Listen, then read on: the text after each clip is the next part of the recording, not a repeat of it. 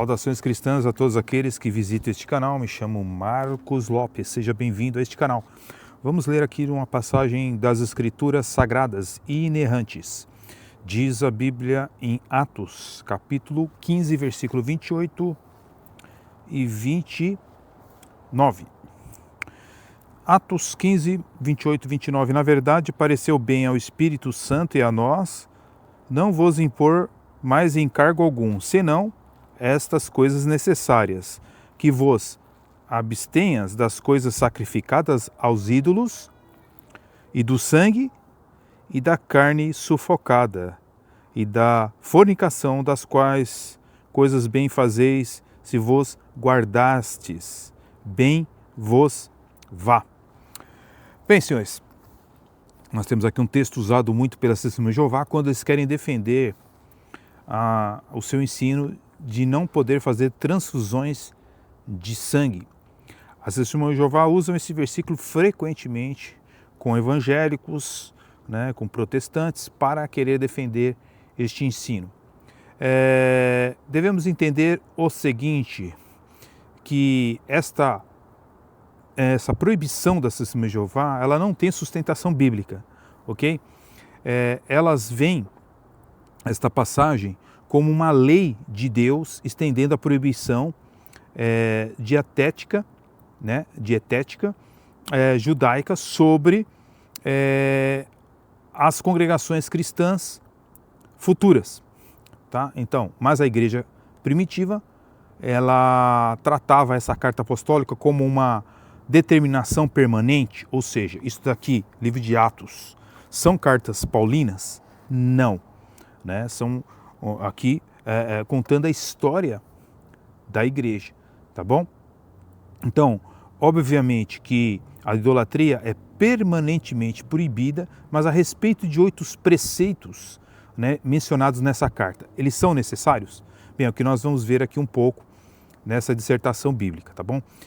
E a respeito de se oferecer carne aos ídolos, como é que nós vamos tratar isso? Bem, Paulo, ele discursou esse assunto demoradamente na sua primeira carta aos Coríntios, indicando que um ídolo nada é, e que não somos piores se comermos, nem melhores se não comermos. Tá? Então, ele argumenta contra comer tal carne, quando isto se torna um obstáculo para os novos crentes, que apenas recentemente abandonaram a adoração idólatra.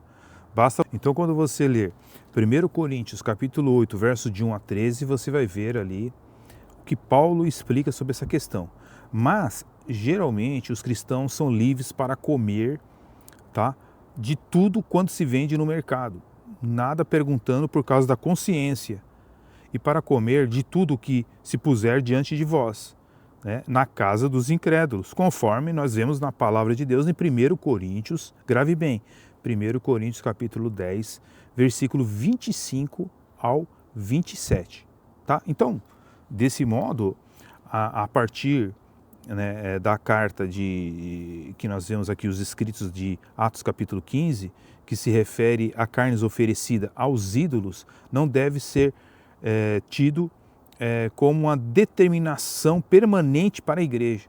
Não existe fundamentos, então, para se afirmar que a declaração acerca do sangue tem força para hoje também, tá? Senão Paulo teria esclarecido nas suas cartas. Mas mesmo que tenha, as Escrituras estão referindo-se à dieta alimentar e não à transfusão de sangue. Tomar uma regulamentação dietética, a vida de um homem, é uma coisa totalmente diferente, tá? Então a gente tem que entender que Jesus, ele curou, por exemplo, algumas pessoas no sábado, tá? E deixaram pessoas furiosas, Nós vemos isso em Lucas capítulo 6, versos 6 a 11. Bem, olha só a posição da Sociedade Torre de Vigia das Testemunhas de Jeová, Uma carta publicada no dia 8 de dezembro de 1984, na edição de Concord Monitor, fala de anciões das Testemunhas de Jeová interrogando um paciente terminal em estado de câncer em um hospital e desassociando-o em seu leito de morte, porque ele aceitou uma transfusão de sangue. Nós facilmente poderíamos imaginar os fariseus fazendo a mesma coisa. E como é que agiria Jesus? Jesus agiria do mesmo modo, da mesma maneira? Certamente que não. Ora, se você não tem mandamentos nas cartas paulinas sobre esse quesito da transfusão de sangue, mesmo com outro modo de falar, logicamente, as Testemunhas de Jeová estão matando pessoas em nome de uma falsa fé. Que Deus nos guarde, que Deus abra sua mente e que você possa ser liberto das seitas através do nome santo e bendito de Jesus Cristo. Fique na paz. Até o próximo vídeo, se Deus assim permitir.